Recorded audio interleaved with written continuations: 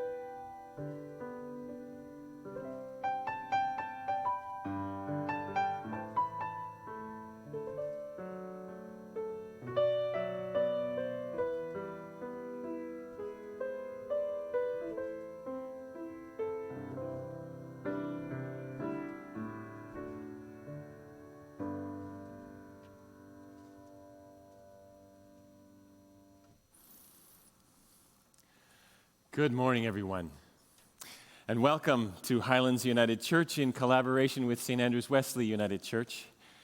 My name is Will Sparks, and along with my colleagues at Highlands United, that would be Allie, Keir, and Geordie Roberts, and our colleagues and friends at St. Andrews Wesley with Dan Chambers and Jen Cunnings, and along with our music ministry people, which would include Heather and Michael Soderling and Jess Keefe, and our wonderful tech crew, that would be Elliot Best, Liam Roberts, and Noel Hollett. It's a great collaboration. Worship always has been. We know it more acutely these days because we are very much interdependent, and we need everyone to be fully engaged to come together across across cyberspace.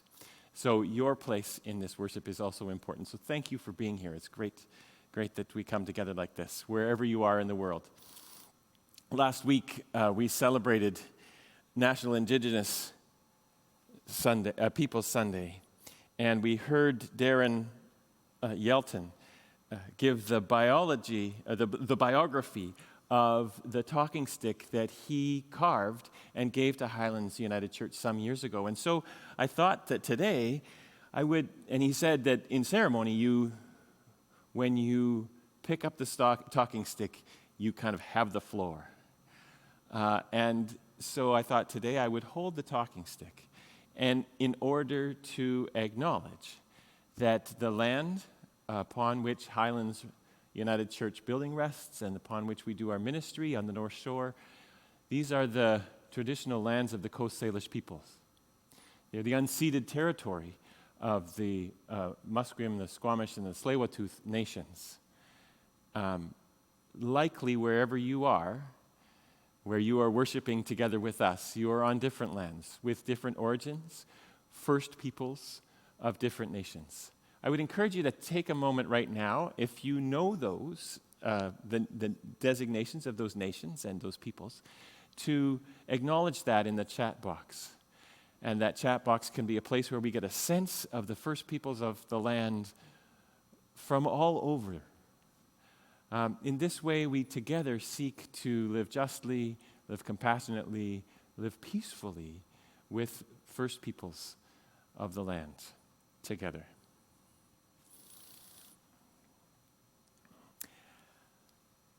After church today, you are invited by St. Andrews Wesley United Church to come for coffee.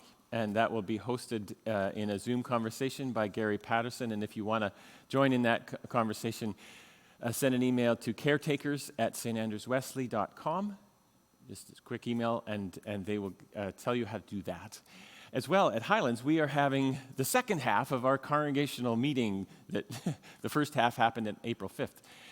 And so we will gather at 11:30 on Zoom, and that link has been sent out on the listserv. However, if you happen to if Highlands United Church has become kind of your temporary or even new and more permanent church home, but you're not on our listserv, and you would like to come to the congregational meeting, you'd be most welcome to do that.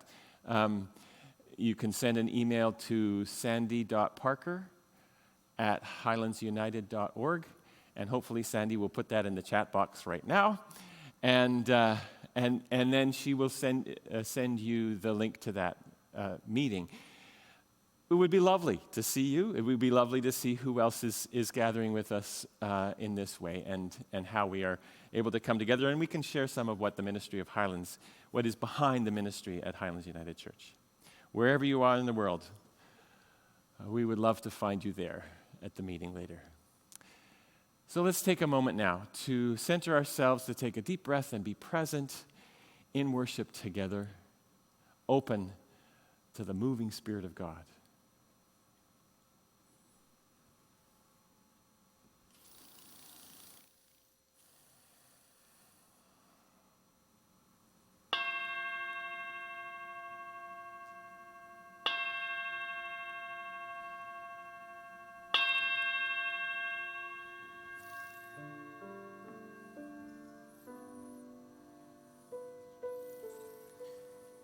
There was once a person who said such wonderful things and did such amazing things that people began to follow him. And one day somebody asked, "Who are you?" And he said, "I am the light of the world." And so we light this candle, remembering that the light of Christ continues to be with us always, to shine within us always. And we allow the flame to remind us that we are naturally drawn to the light. And that's one reason why we do this strange thing called worship, whether we're at home or together as a congregation, because we're naturally drawn to the light. And we yearn to find ways to allow the light to shine in our lives and in the world. And I hear that when we sing, the light grows and pushes back the gray gloom, clouds and shadows. And so let's sing. And I invite you to join in the song, "Let Us Build a House Where Love Can Dwell." We'll sing verses 1, 3, and 5.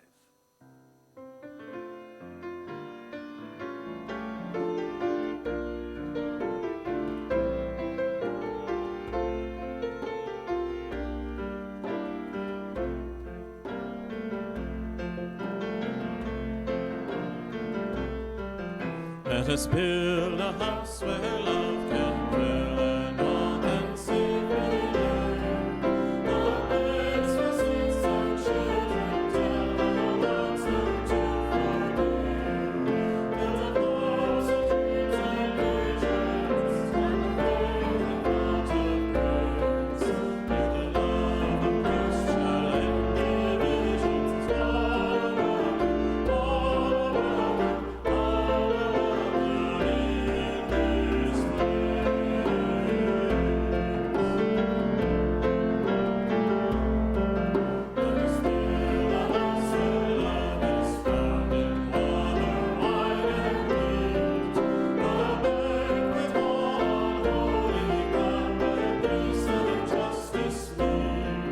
around,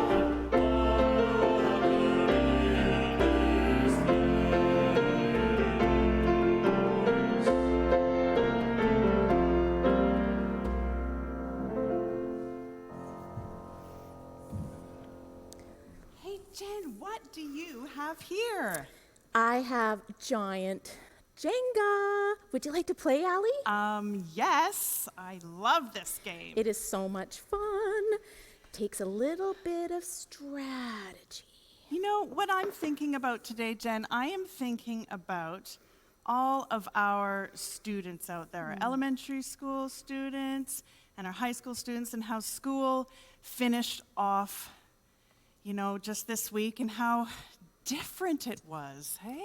It sure has been so different.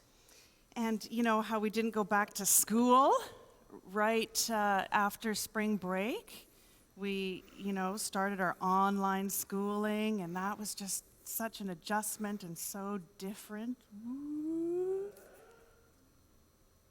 I can do it. Whoa, excellent. Well, and it's been so different not being able to gather as a church family. So many people are missing being together. And think about not being able to sing together, your choirs, our choir, I so know. hard. And remember when playgrounds, when they all closed down and they were all taped, and we couldn't go and play? That was weird. Well, and so many children not being able to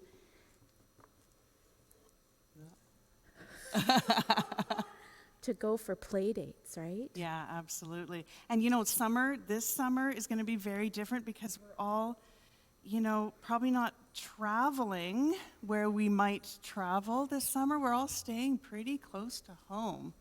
And summer camp is definitely different this year, hey? There's no overnight camps, and our day camps, your day camps, Camp Spirit, having to be a lot different.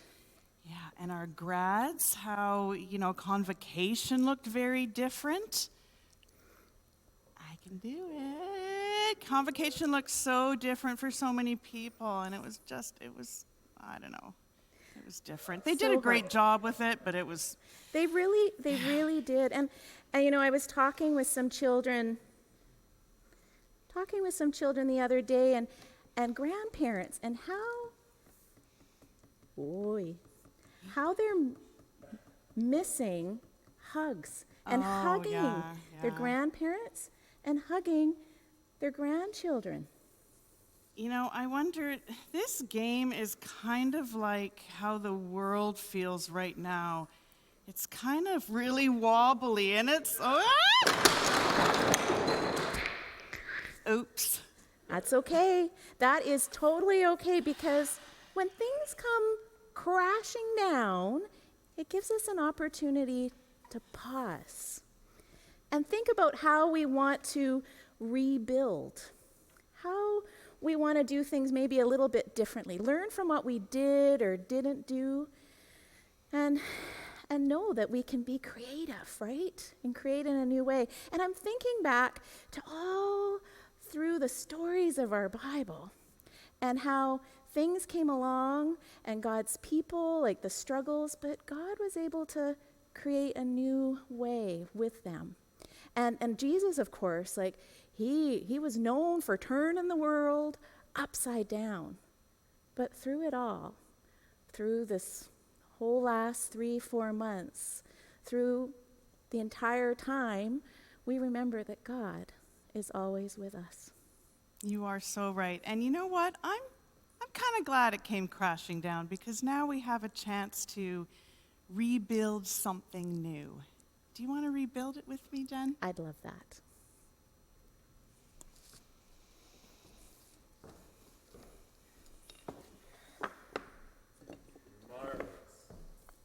So we are going to engage in this rebuilding process, and we will do that together. I want to give you a bit of a sense of the scriptures that are coming up shortly. We're going to hear a scripture from Isaiah and a reading from the Gospel according to Luke, and they're very much linked together. The Luke story comes from a very contentious part of the ministry development of Jesus, and it's kind of halfway through where there have been camps developed for him, against him, and the tension in the community has increased. And so in this reading, you have him gathered in a kind of a huddle with his disciples, but it's clearly surrounded by the crowd, as the gospel says, and it's not quite sure who that crowd consists of. But he wants to talk to them about how to maintain your integrity when things feel like they could come crashing down at any moment.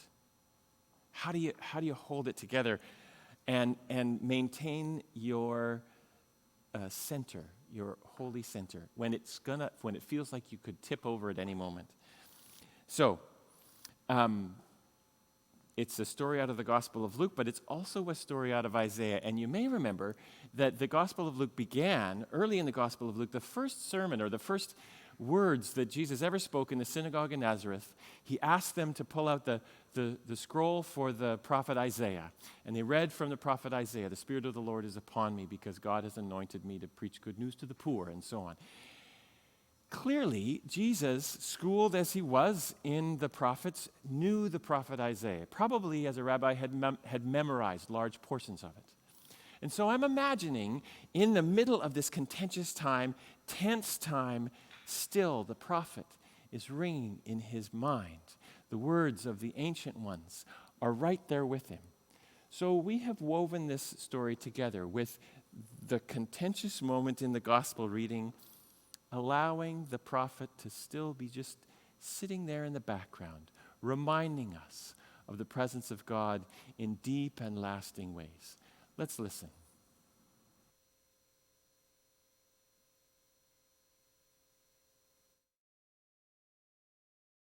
See, I'm doing a new thing. Now it springs up. Do you not perceive it? I am making a way in the wilderness and streams in the wasteland. By this time, the crowd, unwieldy and stepping on each other's toes, numbered into the thousands. But Jesus' primary concern was his disciples. He said to them, "Watch yourselves carefully so you don't get contaminated with Pharisee yeast, Pharisee phoniness. You can't keep your true self hidden forever. Before long, you'll be exposed. You can't hide behind a religious mask forever. Sooner or later, the mask will slip, and your true face will be known. You can't whisper one thing in private and preach the opposite in public. The day is coming when those whispers will be repeated all over town." See, I'm doing a new thing. Now it springs up. Do you not perceive it? I'm speaking to you as dear friends. Don't be bluffed into silence or insincerity by the threats of religious bullies. True, they can kill you, but then what can they do? There's nothing they can do to your soul, your core being. Save your fear for God, who holds in hand your entire life, body and soul. I am making a way in the wilderness and streams in the wasteland. I've come to start a fire on this earth. How I wish it were blazing right now. I've come to change everything, turn everything right side up. How I long for it to be finished. Do you think I came to smooth things over and make everything nice? Not so. I've come to disrupt and confront. See, I am doing a new thing. Now it springs up. Do you not perceive it? I am making a way in the wilderness and streams in the wasteland. And then he turned to the crowd. When you see clouds coming from the west, you say, "Storm's coming," and you're right. And when the wind comes out of the south, you say, "This will be a hot one," and you're right. Frauds. You know how to tell a change in the weather, so don't tell me you can't tell me a change in the season, the God season we're in right now. You don't have to be a genius to understand these things. Just use your common sense. See, I'm doing a new thing. Now it springs up. Do you not perceive it?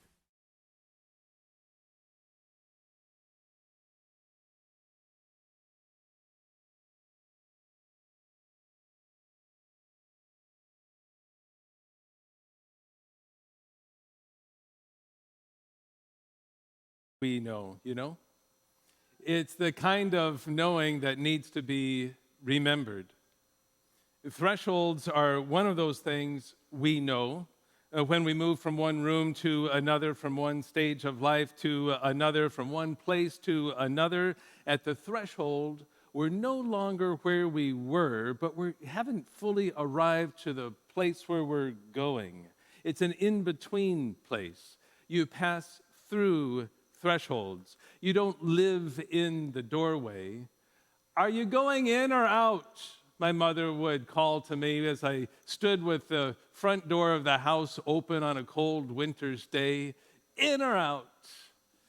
A threshold is a place of motion as we pass through from one place or time to another. Thresholds can be short or long. When we move from one house to another, maybe one city or province or country to another, the threshold is long because there's a lot of in-between time, a lot of no longer there, but not yet really here, a long threshold of packing up, leaving, arriving, unpacking, settling. The threshold can be exciting, exhilarating, exhausting, hard to let go of what was. Thresholds can be messy. And when we move from childhood to adolescence, we're on the threshold of one life stage to another. We even have a name for it, a tween. That's when you're no longer a child, but not yet a card-carrying adolescent. It may be when you still want to listen to Donny Osmond, but not yet Led Zeppelin, or more recently, Ariana Grande, but not yet Drake. We all know something. Was that a bad? Sorry, the technicians are laughing at the example. I asked reliable sources. We all know something about thresholds because we came into the world passing through the threshold of the birth canal. Our first lesson was the pressure of the threshold into the world. And whether you listen to a conversation over coffee, or the news, or interviews with authors, politicians, or activists, there seems to be widespread agreement. Our society, probably the world at large, is in crisis. This is a threshold moment. As one person said in last week's coffee hour, folks, there's no going back. And take note, it doesn't happen often, but every once in a while the world comes to a moment like this, a tipping point from what was to what might be. And for better or worse, we've seen thresholds before. 9/11. You don't need to spell out the date or the detail. Everyone knows when and what happened on 9/11. The years of 1965 to 1968 in the United States, civil rights, the protests of the Vietnam War, race riots, the assassinations of Malcolm X, Martin Luther King Jr., and Bobby Kennedy. It was a pivotal time. Jump back just a few years to 1962, they tried to stop Tommy Douglas with death threats. And when that didn't work, they bombed his home. But he still didn't stop from ushering in a legislation for universal health care in Saskatchewan, and the nation followed shortly thereafter, and today we live with the benefits of that threshold moment. Go back a bit further, the Great Depression, the Gutenberg printing press were watershed moments and changed everything. The birth and life of Muhammad, of Jesus, of Buddha, were threshold moments that shaped the world we know today. And long, long ago, the day humans discovered the benefits of fire, our ancestors passed through a threshold and the future was changed. What about now? Is this a threshold moment? CBC host Michael Enright asked this of Mary Heister-Reid, who argued that a national child care policy is the essential ingredient for our economic recovery. Like caregivers for our elders, those who provide care for our children are grossly undervalued and often underpaid, to the detriment of the resilience of our economy and our community, our social fabric, she argued. Considering the habit of inertia, though, Michael asked, will anything change? And she replied, if we wanted to. So often that's what it comes down to, isn't it? If we wanted to. We can't wait for government to make the changes we desire and then complain when they don't. In many ways, we are the government. And the same goes for God. Change will come, but not by sticking our hands in our pocket and kicking the dirt at our feet, waiting for God to come around and fix this broken world. Yes, God is at work. Yes, deserts can bloom and joy shall come even in the wilderness. But one of the best ways God activates change is by working through us. Will it change? Will anything change? Will anything good come from this pandemic? This COVID-19 virus has peeled back the veil that has thinly covered numerous injustices. It's scraped away a thin veneer, revealing the underlying racism that has been there, it seems, forever. I hope 2020 is our year of seeing more clearly, with hard realities and future possibilities more clearly in focus, more sharply defined. Will things change? Will we change? A member of the St. Andrews Wesley congregation sent an email, and she suggested we should circle this date in our calendar for next year, June 28th, 2021, and next to it, write the question, what have I done to help create change in the work of reconciliation or climate change or anti-racism or the opioid crisis? Take your pick. There are lots of things to dedicate your life to, pour your energies into. But how can we hold ourselves accountable individually and as a community? Will we change? The Jesuit theologian and paleontologist Teilhard de Chardin wrote, "Someday, after mastering winds, waves, tides, and gravity, we shall harness the energy of love. And for the second time in the history of the world, we will have discovered fire." Is this a threshold moment that will harness the energy of love and release into the beleaguered world a Pentecostal fire? I am about to do a new thing, and now it flares forth. Can you perceive it? Some in power seem to actively work against this and say, don't look, nothing new is happening here. It's just the same old world you're so fond of and used to. Well, Jesus had a special name for such people, false prophets. The pandemic is not so bad, they say. It's way overblown by the liberal media. Oh, but if you come to a rally in Tulsa, Oklahoma, would you please sign this waiver assuring us that you won't sue in case you get sick with COVID-19?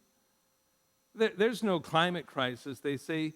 Keep pumping that oil. Racism is not so bad, they say. We live in a country of equal opportunity for all, right? Sexism is not so bad.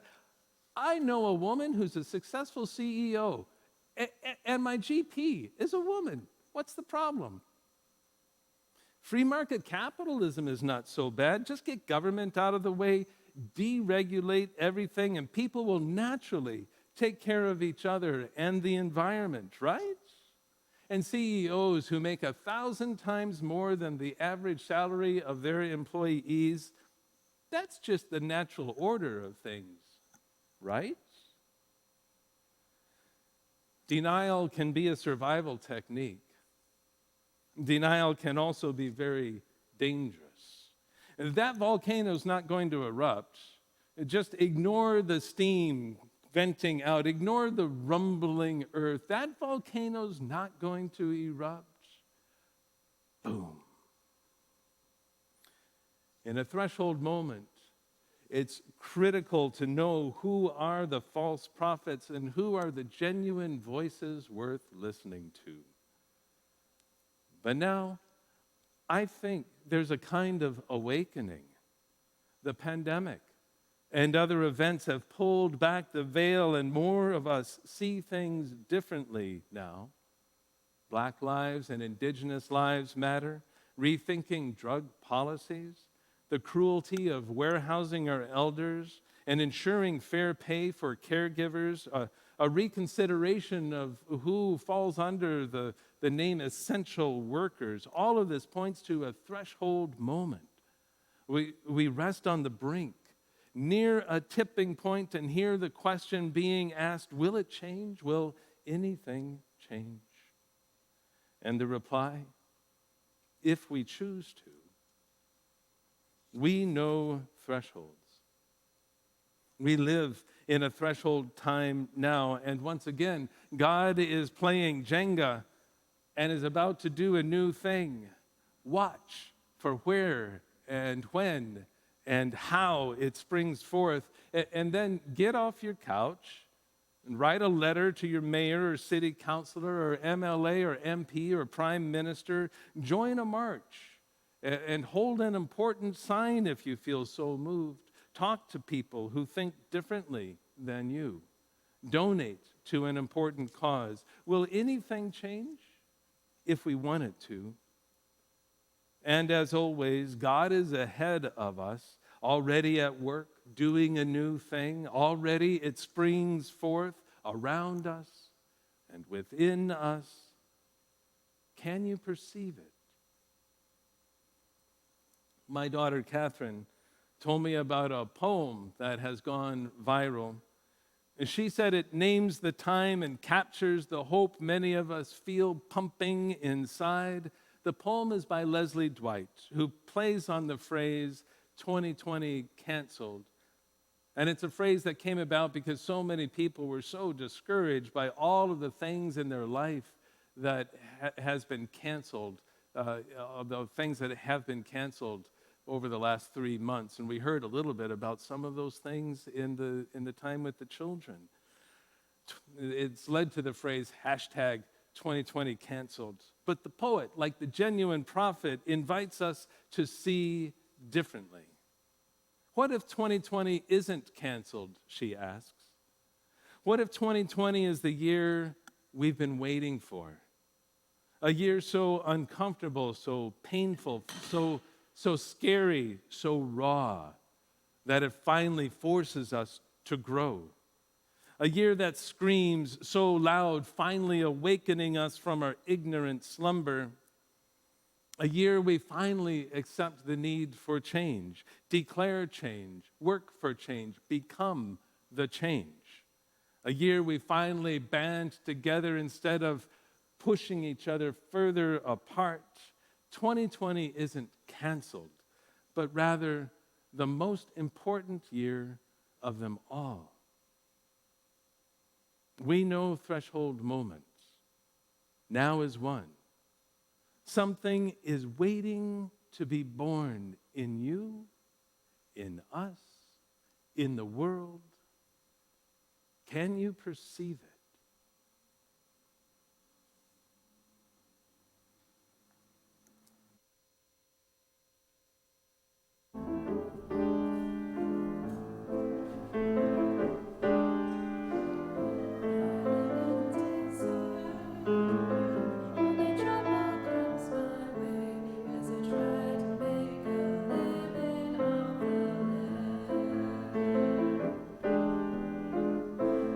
Trees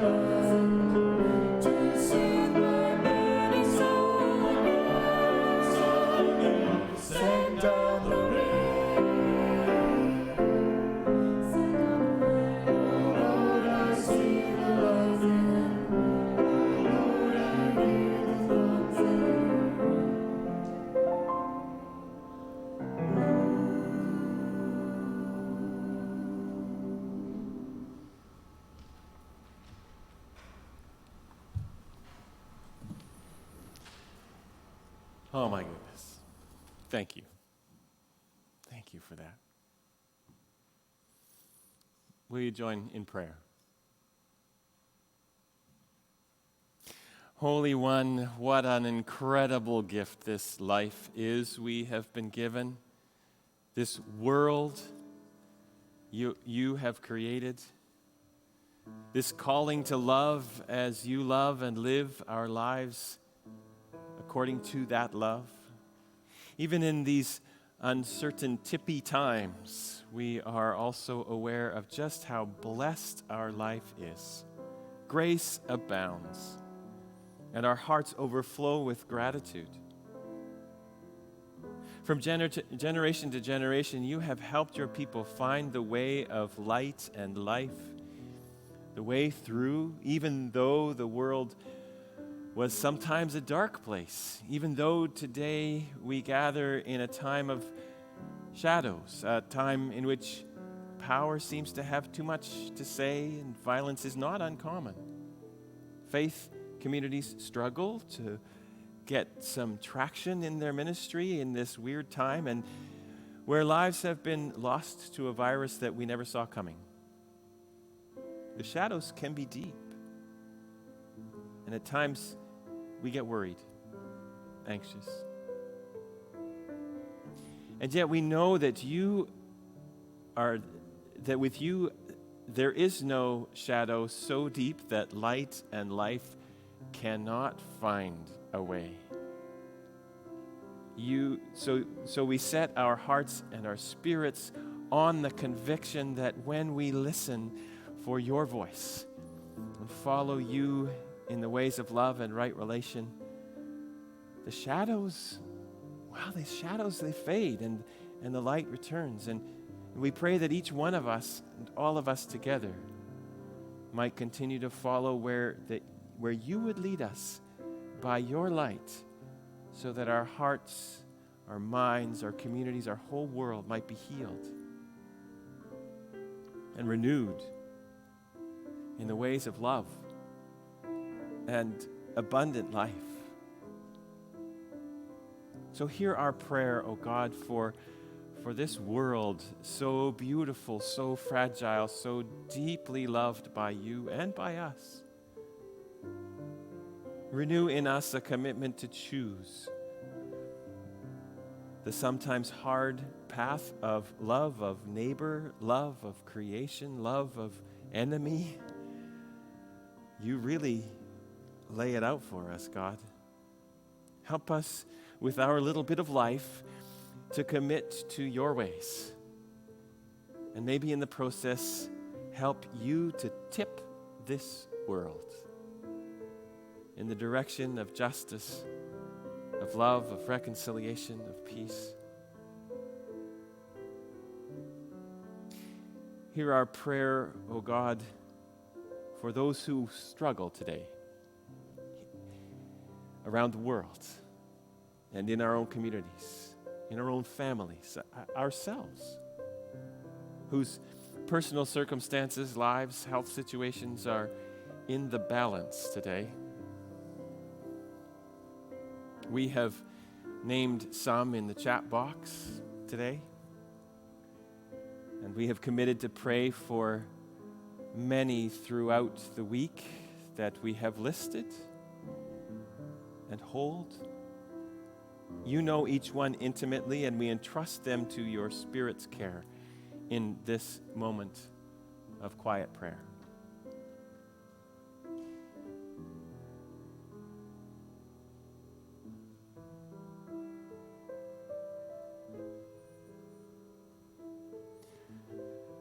Gracious God, help us to stand with you as we know you stand with us. As we take the next step across the next threshold into the next moment, day, stage of life,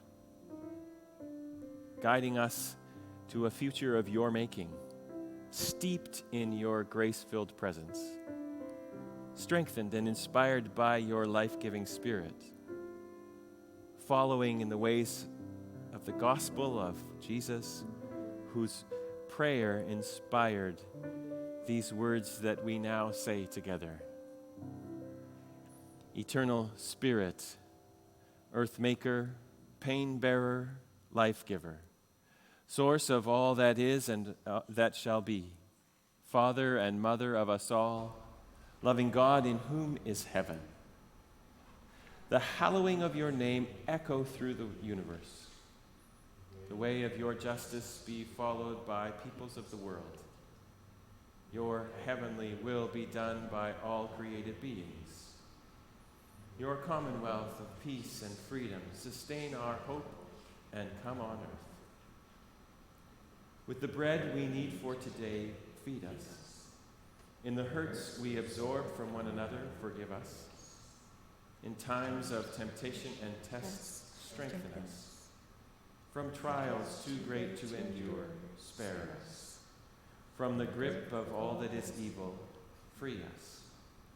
For you reign in the glory of the power that is love, now and forever. Amen.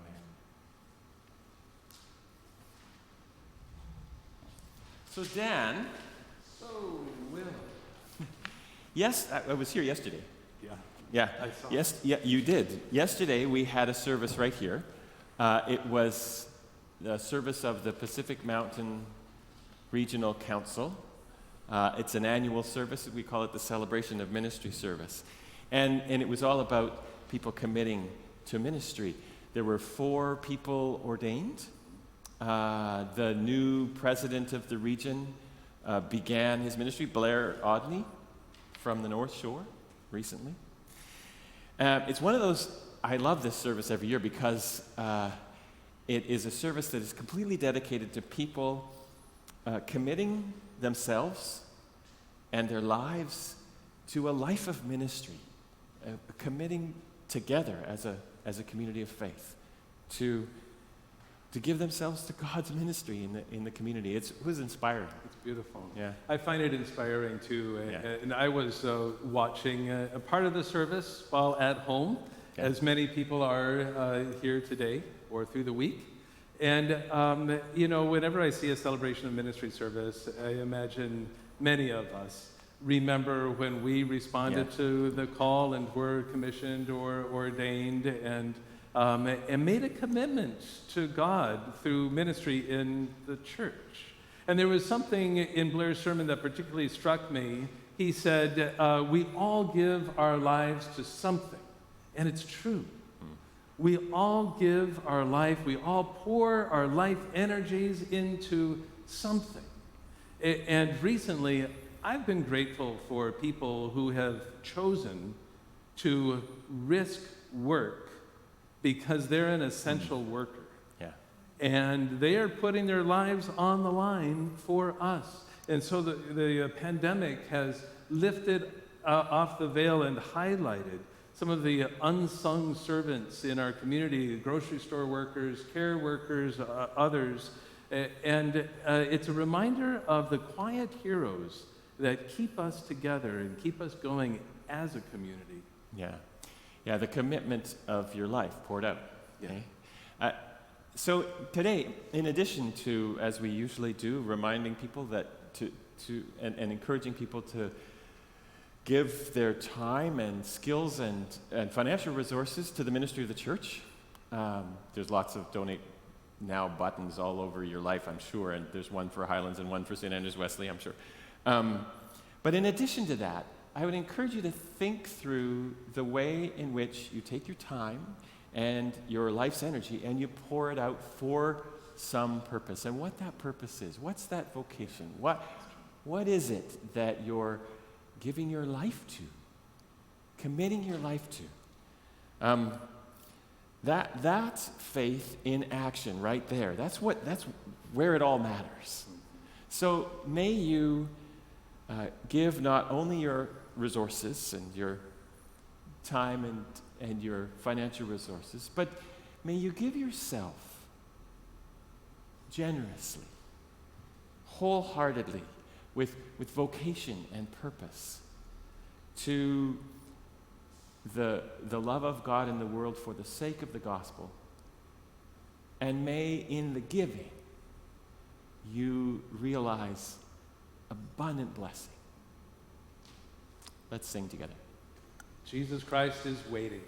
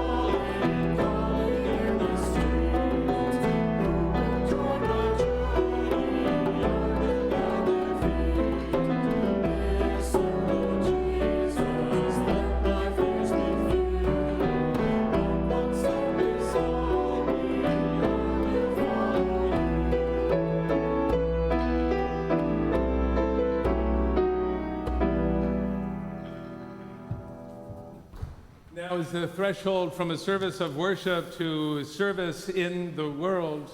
We stand at this threshold because at last we accept the need for change. We declare change, work for a change, become the change we long to see in the world. Because this is the year that we will band together rather than pushing each other further apart. May we be agents of change by being agents of grace, benefactors of benevolence, purveyors of blessing, that we may harness the energy of love in the world. God is about to do a new thing. Can you perceive it? Jesus Christ is waiting in the streets. The Spirit is hovering, ready to unleash a blessing.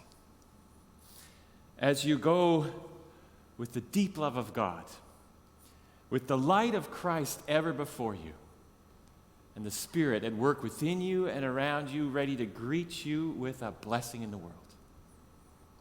Amen. Amen.